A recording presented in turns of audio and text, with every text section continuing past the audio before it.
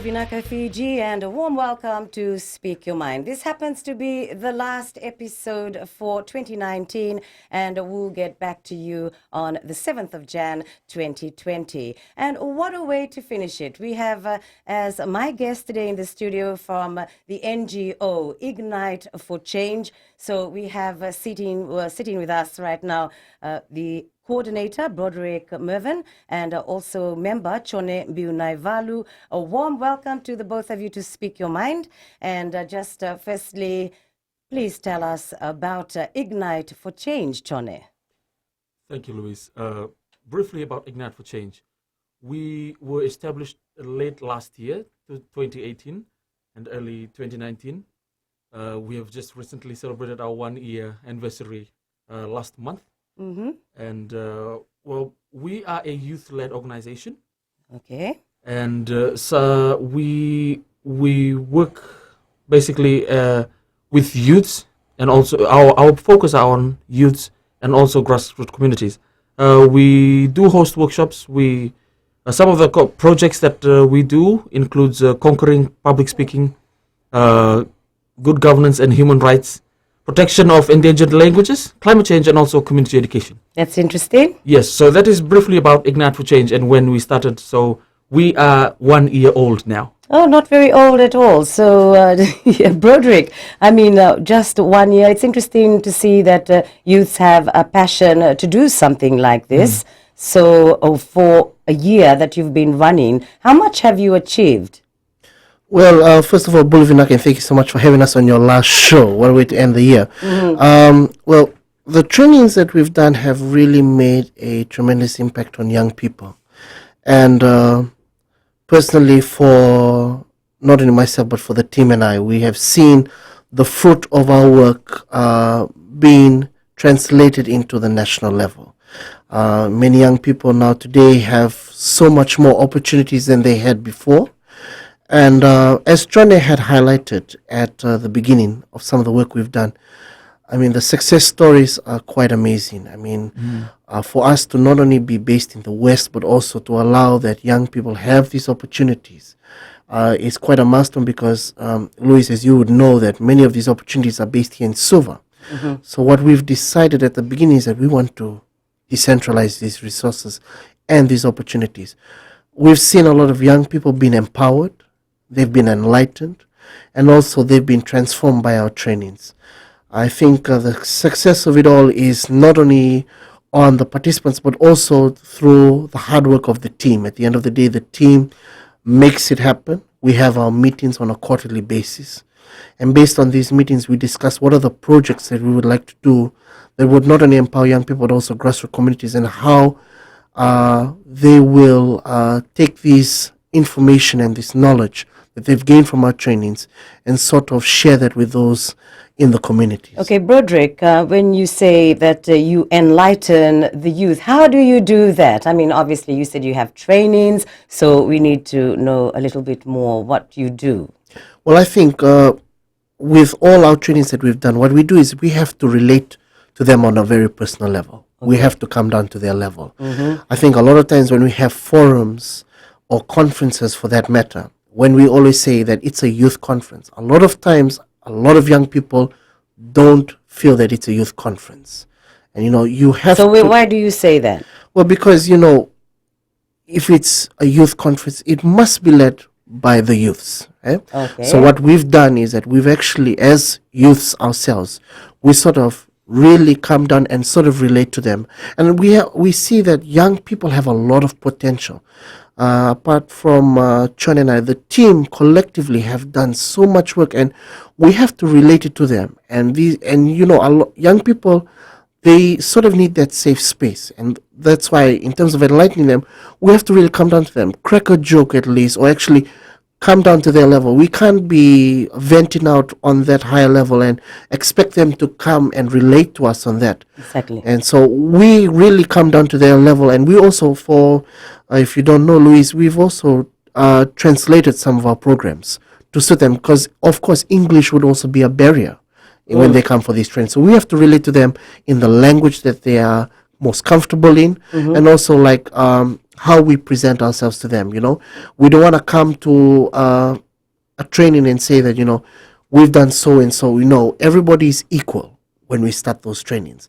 What they're enlightened about them is that we give them the power, not us do the trainings. It's sort of like a give and take situation. All right, that's a great explanation, Broderick. So maybe Chone, you might like to tell us how you started the Ignite for Change NGO. I mean, who came up with the idea? And I mean, it's so good. I really admire you for, having a great group like this for youth. Well, thank you, Louise. I think the best person to answer that question is the coordinator himself. Oh, okay. He started the organization with some, from what I know, Yeah. with some of his colleagues from law school, and I have just recently joined. Okay. When they started, so a few months later, I joined. So I think he will be the right person to answer. Okay. What came into his head of forming a group as such? To help the youth. Yeah.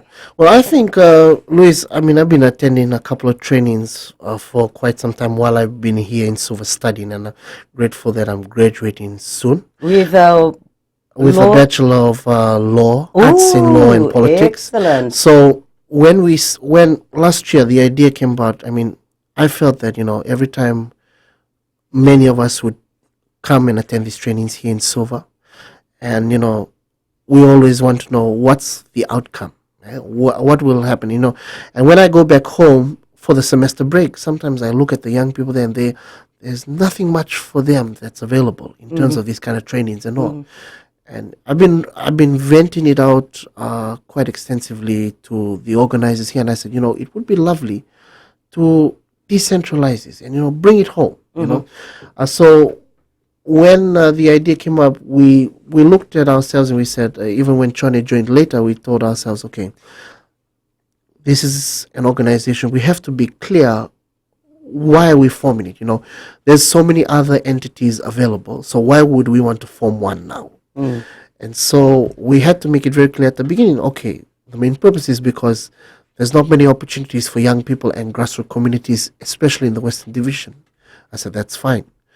The next step would be now, okay, what can we do? And a lot of members, believe me, Chone included, when we had this formation of the group, we had told ourselves, man, it's young people, will they take us seriously? Exactly. I mean, that's so true. But we'll have to come back to that on Speak Your Mind.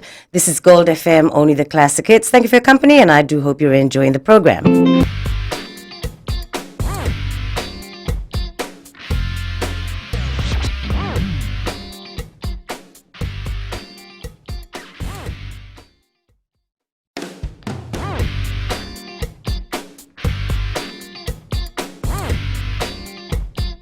Back to Speak Your Mind on Gold FM, only the classic hits. This is our live radio talkback show, actually the last one for 2020, and we'll be back again next year. Well, I should say the last one for 2019. What am I talking about? But anyway, okay, so we shall continue with Ignite for Change, the work that you do. So, Chone, share your experience in what you have seen so far, being part of Ignite for Change for just a year.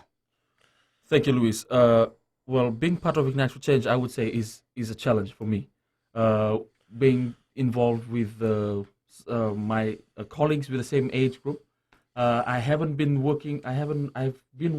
worked with older folks, but I haven't worked with such young and talented young folks like Broderick and some other of our team members.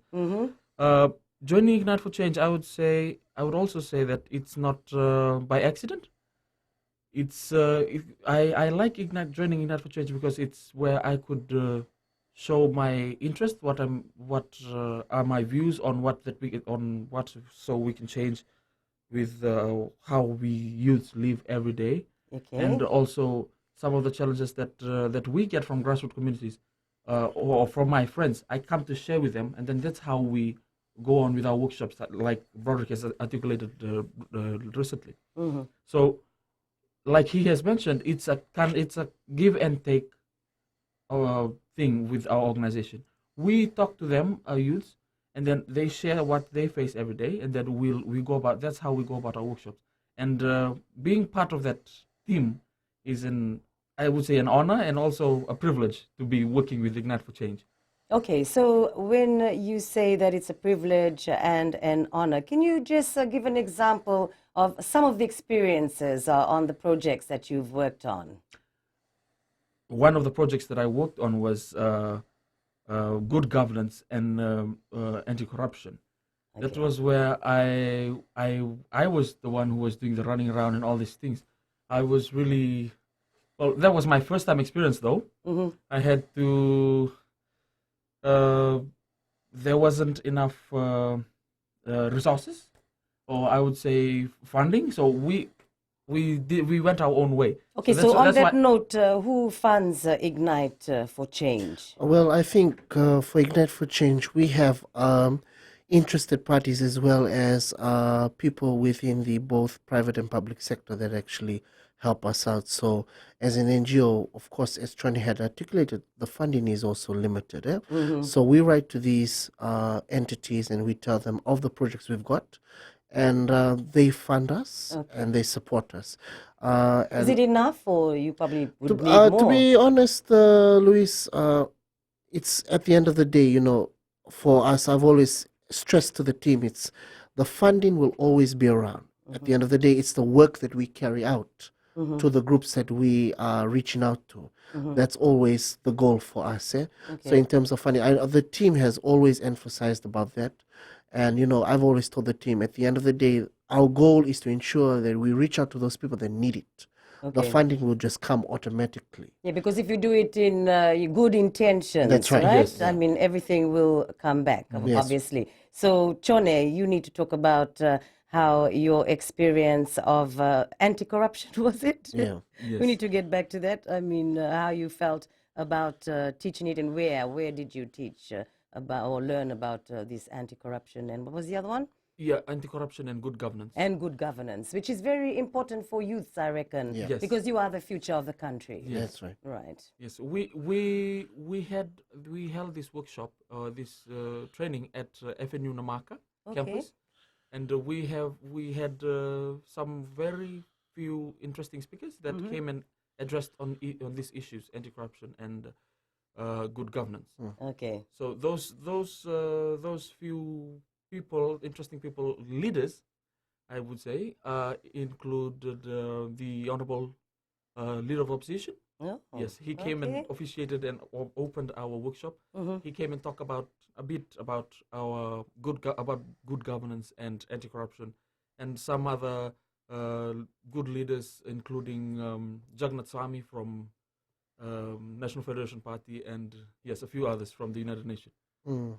Okay. So, were there many people? How do you invite other youths to come, or is it just your group? So the way this works, Louise, is that in each of our quarterly meetings, we map out what are the trainings that we need to do and Okay. carry out. Mm-hmm. From there, we also then have expressions of interest. Mm-hmm. That's provided on all our social media platforms, and we also make it our business to also inform the Ministry of Youth and Sports, as well as other youth organizations that are working in the same field that we are in, so that the message is across. So they fill it out. It can be online, or you can just email us, and we'll send you a hard copy of it. From there, the team does the selection process. So in each training, so we've done so far roughly around 14 trainings. And it's only been a year I know. since you've been So established. with those 14 trainings, we've captured at least in each training Mm-hmm. roughly 30 to 40 participants. Okay. And within that area vicinity. So our trainings are not specifically just in Nandi, but we also reach out to Lotoka, in Ba, and also come a bit closer to home. Yes. We're hoping next year, which we'll discuss later, is where do we see ourselves from there next year. We've been getting very positive feedback about our trainings, believe it or not. As mentioned earlier, in our trainings, Louise, I just want to emphasize about this, is that our trainings as an NGO, we respect the rule of law as well as being apolitical. So we write to various leaders, whether it be in government or the opposition or even community leaders themselves, chiefs in particular. So we invite them over, just a normal Q&A. in each of our trainings to discuss on various topics. So, in that good governance and anti-corruption, as mentioned earlier, and also human rights, what we do, we get experts within that field to ensure that each person's voice is heard and recognized.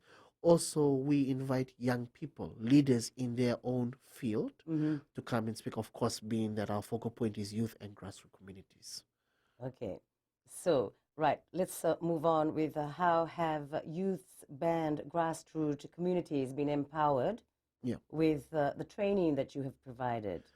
I think for us, one of the positive things we've seen is that when we reach to their level and also translate our programs, the message is delivered across, and also there's a lot of passion as well as zeal to come back to us and ask us when is the next training we're going to do, and how can they be involved in the process altogether. We encourage them over to come. We have an expression of interest form that's provided on our social media pages, which is Ignite for, For Change, Change, obviously, right? with the number 4. That's right. So when we do these projects, we want everybody's voices to be represented and heard. So one of the positive things that we've seen with grassroots communities in particular is that they are seeing what's going around in their society, and they want to know how they can be involved. And again, the issue on dissemination as also decentralization of not only the information but also the resources and the opportunities is something that is very much at the top of the list for these grassroots communities and young people. Okay. So when they come for our trainings and all, that expectation is quite high, and we have to try our level best with Chone and the team to try and see how far we can go with this, because a lot of times in these trainings there will be sensitive issues that will be coming up. But we have to remember at the end of the day, we're just providing the platform and the opportunities.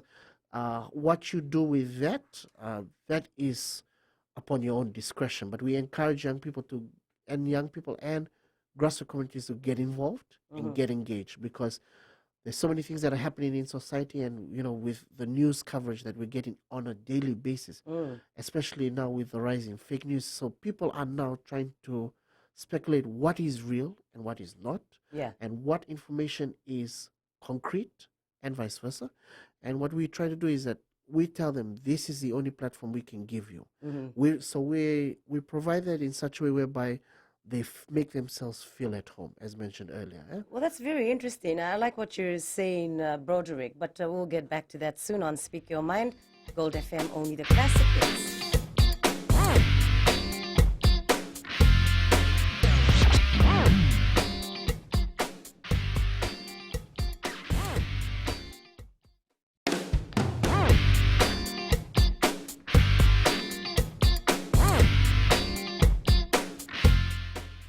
Welcome back to Speak Your Mind on Gold FM, only the classic hits. And our guest in the studio today from Ignite for Change, we have the coordinator, Broderick Mervyn, with us, as well as Chone Mbiunaivalu. Now, you brought up earlier, Broderick, about how you have your trainings and you teach youth, and you also discuss sensitive issues. But I like the way that you said that you also teach them about, differentiating between fake and real news. So you might like to tell us more, Broderick?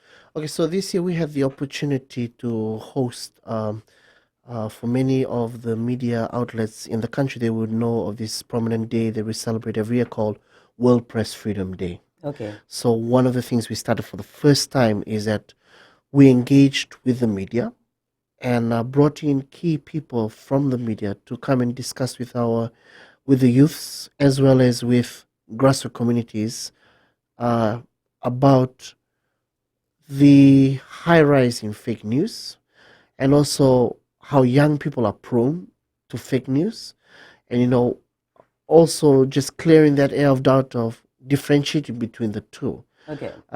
One of the things I wanted to touch on there, Luis, personally, is that with Chone and I, we've conducted these trainings, and we've seen that a lot of times young people message us on our social media platforms and ask us, like, I've received this article, and I want to know the difference between that. Okay. And so what we try to do is that, we have to ensure that, wherever you got the news from, it must be from a credible media organization or entity. And what we always do is that we try our level best to get this issue across that, not everything you read is true. You have to vet it out. Okay. And what young people are prone to do is that when they get something, they share it. And it becomes a trend. They keep on sharing it and finding out later at the end of the day, it wasn't real. Okay, so when you say credible media organizations, how do you teach them to know that, well, obviously BBC maybe is a credible one. So how do you teach them that? So we with the guest speakers that come in for our training, specifically on this issue, Okay. they inform the participants on this. What we do is that as the organizers, we tell them this is the topic that the participants would like you to discuss on, and they discuss it. So we ensure that everybody, so we include in television, radio, as well as newsprint for that matter, to actually come and get involved in the discussions as well as in these trainings. A lot of times, with the speculations of media, when young people and grassroots communities, especially them not getting a platform on these spaces, and that's something we're really pushing hard for because we've done work on young people and grassroots communities. What we've seen is that the lack of media coverage on young people, youth issues, as well as grassroots community issues. So you're saying that youth don't quite have a voice. I Yes. mean, you always seem to be, like, oh, you're young, you don't know anything. Exactly. Okay. So what we've tried our level best as an organization to break through that culture of that young people don't know what's going on, but we have a lot of intelligent young people in Fiji that are so well versed with the issues of today. Providing them with a platform is what we are asking for, and we've had those discussions with the various media entities, including with the Fiji Media Watch Group, and we're grateful that the dialogue has commenced and the work has been progressive. All my team members and I, and as well as the young people that have been part of our trainings, you will see we have always ensured that these people speak during our press releases so that they be given a platform and to talk about these issues.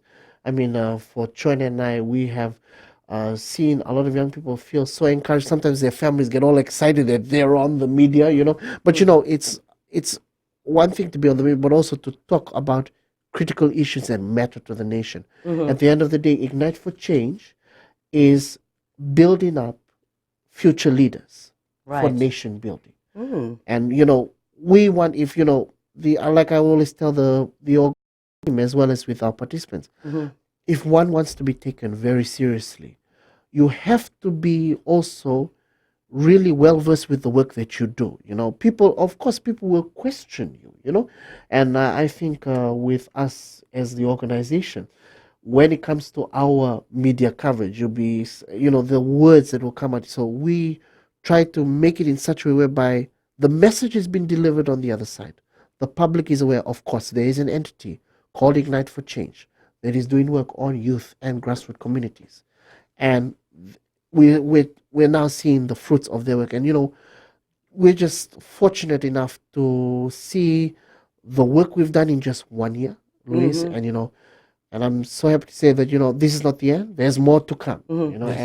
And for 2020 especially, it's even going to be bigger and better than ever before. Yeah, very interesting to hear that, you have that passion for the youth, teaching them and letting them know and letting them be a voice heard. So That's right. you said that, when you have the meetings, sometimes you talk about sensitive issues. And you also said that you have a voice also in critical issues in the nation. You have something to say. Yes. Okay, so maybe give us an example. Okay, so we've often given a case study like whereby if there was an issue of youths, so-called the high level of drugs in the country. Yeah, that's Okay. one of the biggest sensitive issues right now that we, as an organization, we're trying to deal with. So we had the fortune to be part of the Leadership Fiji National Substance Abuse Training Okay. that was here in Suva. And many of my teammates will agree, the feedback was that young people are the cause of it. Young people are the ones getting involved. Young people are sort of the problem, putting it in bold. our team members was, we just had to make it very clear at the end of the day, this is not one particular field's problem. This is a national problem. Exactly. We have to work together, And Shone and I, as well as the team, what we've always done is that when it comes to these issues, we don't just come there and say youth are not the problem. No. What we're very proud of is that we actually have data, which is very important now, as well as with the information. Yeah. So when we're doing our trainings, we also do surveys, we also gather reports from all the participants. So when we go out to forums such as this, we have to make it clear, no, young people are not the problem, but rather the key solution. And we are telling the other stakeholders, look, young people can also be part of the solution, not to push them aside and say they're the reasons for this high level of drugs in the country. No. When there's a problem, there must be a solution. And Absolutely. we try our level best to get involved in the solution. Well, there has to be a solution, Right. obviously. On Speak Your Mind, Gold FM, only the classic hits. Do stay with us if you can. We'll be back soon.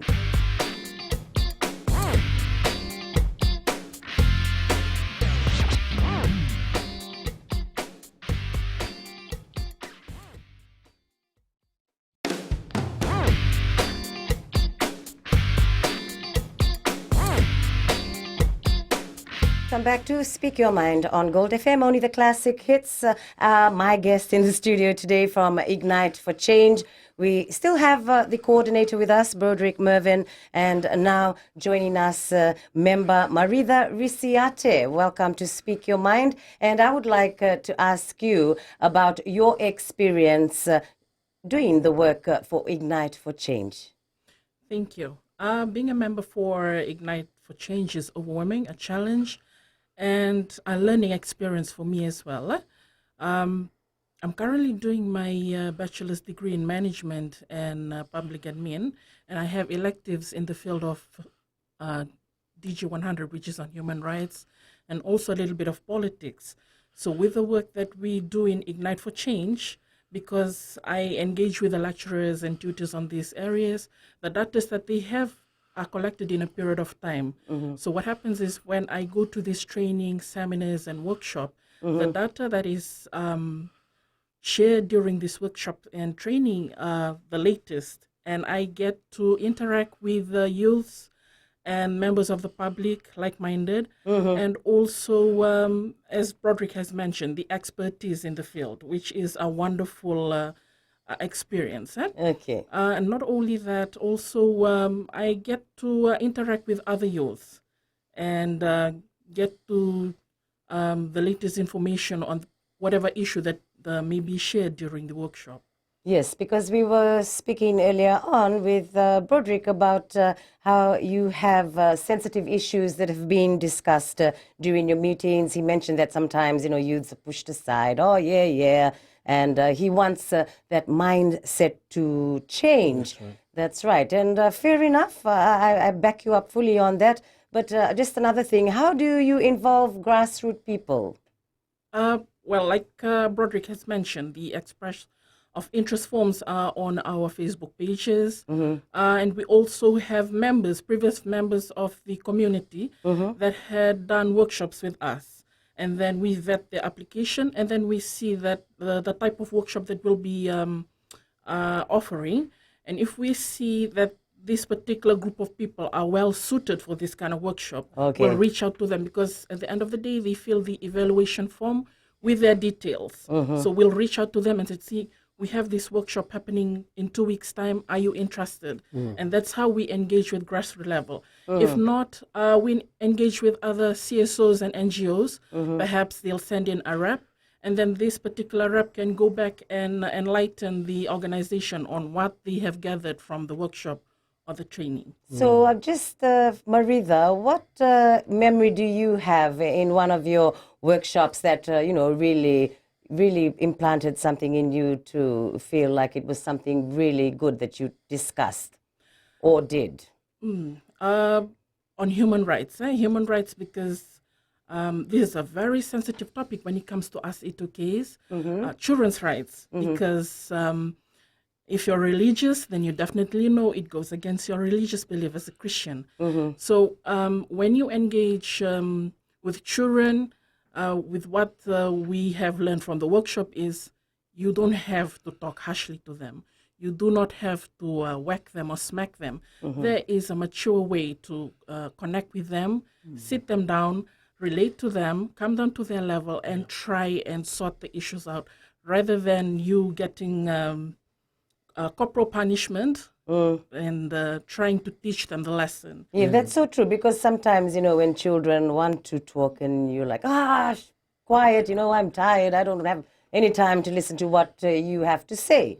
Broderick, what do you think about that? Well, I think Marisa has put it eloquently. I mean, that workshop that was organized, again, for the first time as a youth-led organization, that workshop was conducted in partnership with the United Nations Office of the High Commissioner for Human Rights. So you don't get to hear that often, that young organizations such as ours partners with a big organization such as UNOHCHR. One of the issues on that, I mean, we've often had that discussion, it's not only on children, but also on youth. How, yes. how our rights are there, and often at times we are not able to express ourselves freely, and we're not able to voice out what are some of the things that are burning within us, and each person has each issue that is very different one to the other, but at the end of the day, we provide these platforms to challenge young people and those that are engaged in our trainings. Well, this is the information we've got. This is what's happening on the ground.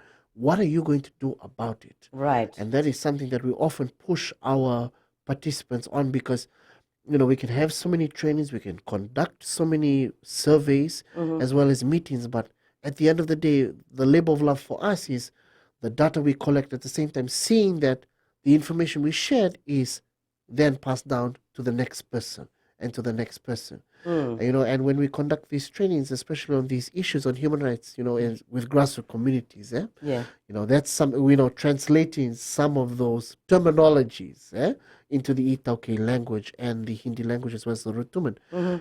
Some words can't be translated, and that's a challenge for us and in the line of work that we do. And, we've reached out with other entities here in Suva that have actually done the work on human rights. And what we've done is that, often at times there will be gaps, but at the end of the day, so long as we provide these platforms and opportunities for them on these issues, it's up to the individual themselves what they can do with it when they go out. Because we can only hold for training for maybe a week or even 2 days or 3 days. We can't monitor the whole life After that, yes. So we have to be realistic. You have to make an impact in the Exactly. training, That's I'm right. sure. So that's one of the things that we are doing, and again, these are just some of the key partners that help us out in terms of our funding, as you mentioned earlier. Okay. And so we're grateful for all the support that we've gotten from all our partners, whether individuals or even both public or private, or even as organizations such as the UN Office of the High Commissioner for Human Rights. So these small things, we've seen the rippling effect of it. And it's, like I said, it's enlightened, it's also empowered, and it's also gotten them actively engaged with their communities. Yes, I mean, that's a good thing, just learning. I mean, we learn every day. That's right. From the cradle to the grave, I could say. I mean, it's good for your brain. I mean, you are youth. You have a lot of things that you would like to share. You know the issues amongst youth as well as adults, I'm Right. sure. But we'll get back to that soon on Speak Your Mind, Gold FM, only the classic hits.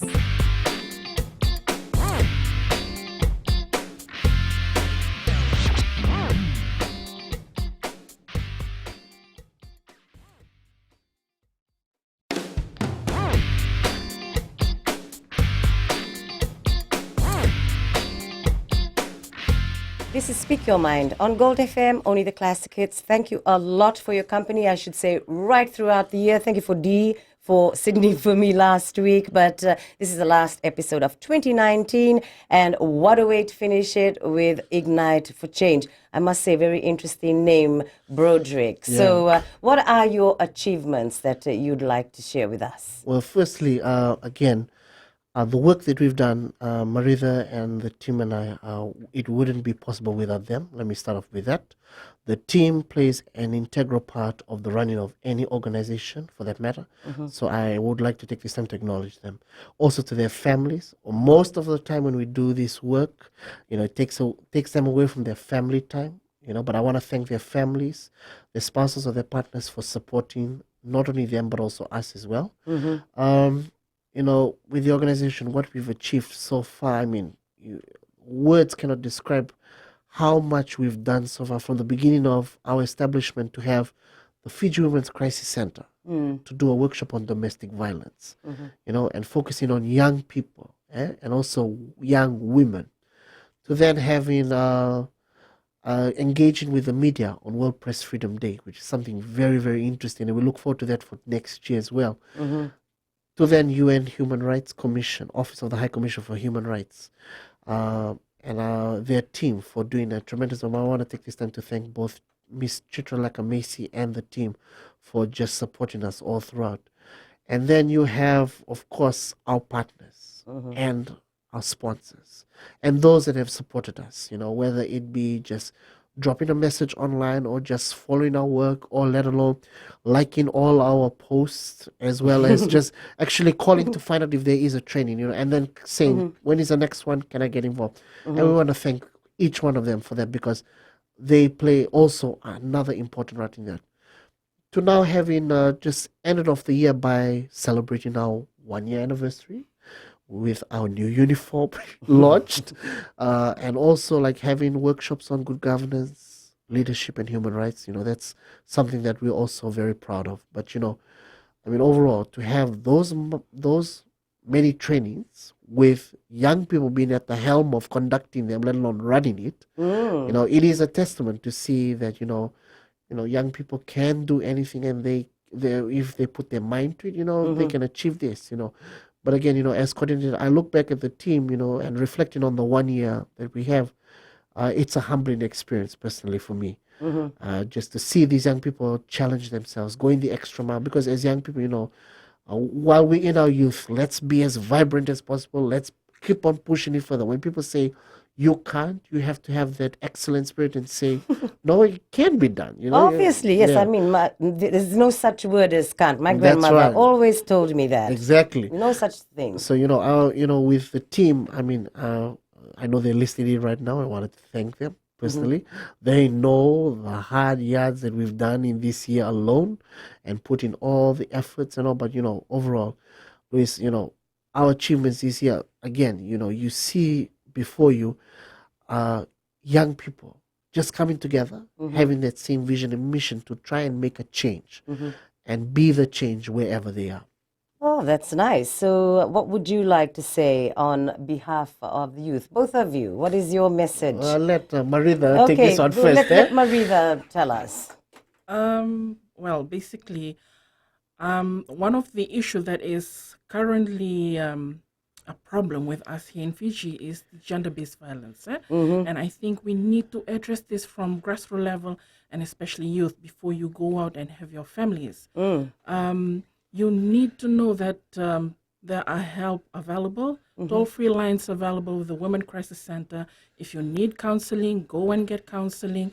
And also intervene. Don't be a bystander. When you see something happening, someone is being abused, try and intervene and bring about peace and, calm things down. Settlement, calm things down. True. Yes. This is one of the things that I believe that we as youth need to address.